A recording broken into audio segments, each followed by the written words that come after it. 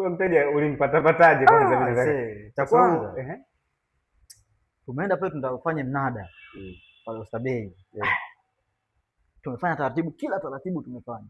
Uzuri na ni bora sana kufuata taratibu za mnada. Ndio. Kwa sababu taratibu zote tulizifuata, taarifa tukawa tumeshatoa polisi kule. Ile ngoma ilitusaidia sana. Kwa sababu yule jamaa alivyokuja baadaye tuko pale kwenye mnada akafanya vurugu. Sasa sisi tukajua ana haki. Au kama wale 900 itapendeza. Sisi kwanza tulijua ana haki. Kaja na polisi. Yeye ndo alikuja na polisi? Alafu polisi pale hawataki kusikiliza. Wao wanataka tu tuwasikilize wao. Kaa chini, kaa chini, kaa chini, kaa chini. Tukawekwa chini mwanangu.